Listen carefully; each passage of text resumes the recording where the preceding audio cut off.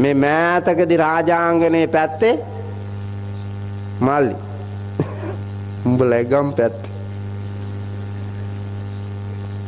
අවුරුදු 72 නාකි ලොක්කියක් පැනලා ගියා. ඔව්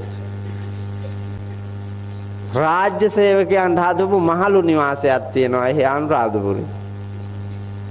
ඒ මහලු නිවාසේ ඇවිල්ලා හිටපු විශ්‍රාමලත් රාජ්‍ය සේවකයෝ නාන්න යන්නේ ස්ත්‍රී පුරුෂ දෙපාර්ශ්වයම පිටිපස්සේ තියෙන ටැංකි දෙකක් තියෙනවා ඔය දෙක ළඟට. ටැංකි දෙක වෙනම තිබ්බට එක ළඟ තියෙන්නේ. නාන්න ගිහිල්ලා ලොක්කෙකුයි ලොක්කියෙකුයි යාළු වෙලා පැනලා ගියා.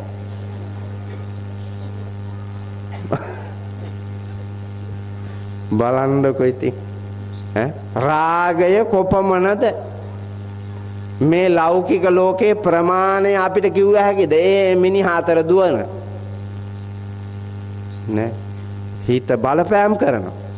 ඊට පස්සේ හිතේ වසඟයට අහු වෙන මෙවුන්දලා දෙපට නැමිලා පඩංගු වගේ ඇකිලිලා හිටියත් හිතේ වසඟයට අහු වෙනවා. මේ සමාජය ඇතුලේ ඉන්නවා පුතා